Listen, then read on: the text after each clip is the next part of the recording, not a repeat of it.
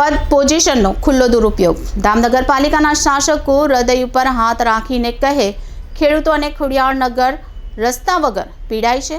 જનપ્રતિનિધિઓને આટલો બધો ઉન્માદ કેમ? ચૂંટણીમાં અમારા પૂતળા મૂકો તો પણ જીતી જાય. પાલિકા અધિનિયમની કલમ 69થી રસ્તાની જોગવાઈ કરોડોનું કોમ્પ્લેક્સ આવતું હોય તો તે રાજ્ય સરકારના ખર્ચે ખરીદી તેને પાડીને પણ રસ્તો આપવા ઉપરાંત અમરેલી જિલ્લા કલેક્ટર પ્રાંત લાઠી રેલવે રેવન્યુ સહિતના તંત્ર હકારાત્મક છે. કોઈને કાંઈ પણ વાંધો નથી. માત્ર પાલિકાના 2 સદસ્યને વાંધો છે. મતદારોના 3 માંડવાનું દબાણ દૂર કરવામાં શરમ શેની? સત્તા અને સામર્થ્ય કાયમ નથી રહેવાનું. જનપ્રતિનિધિએ જનતાની પીડા દૂર કરવા ખુદ બાધારૂપ બનશો તો છેવાડાના વ્યક્તિનો વિકાસ ક્યાંથી થશે? પ્રજાની પીડા નથી દેખાતી. વૃદ્ધ ખેડૂતો રસ્તા વાંકે માથે ભારો ઉપાડી રેલવે ટ્રેક ઓળંગી રહ્યા છે. તેની દયા આવતી નથી.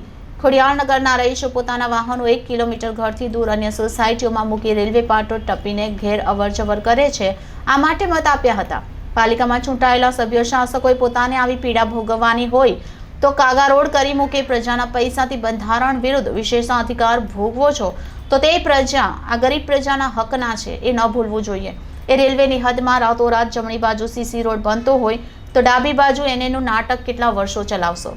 તાલુકા અને જિલ્લા સંકલનમાં કલેક્ટર પ્રાંત રૂબરૂ રેલવે રેવન્યુએ હકારાત્મક અભિગમ સાથે રસ્તો આપવા સ્પષ્ટ અભિપ્રાય આપ્યો. લાઠી મામલતદારે સ્થળ વિઝિટ કરી 3 માંડવા હટાવવા દબાણદારને નોટિસો પછી નવા નાટક કેમ? આંખે આંસુ લાવી દેતી ખેડૂતો અને ખોડિયારનગરના રહીશોની પીડા છે. પણ સત્તાના સત્તાધીશો પદ પોઝિશનનો ખુલ્લો દુરુપયોગ કરી રહ્યા છે. ચૂંટાયેલા જનપ્રતિનિધિઓએ વિકાસમાં કામો કરવાના બદલે સ્વવિકાસમાં જ રસ કેમ? શહેરીજનોને પ્રાથમિક સુવિધા આપવી તે વિકાસ નથી. ક્યાં સુધી લબડાવશો ખેડૂતો અને ખોડિયારનગરના રહીશોને?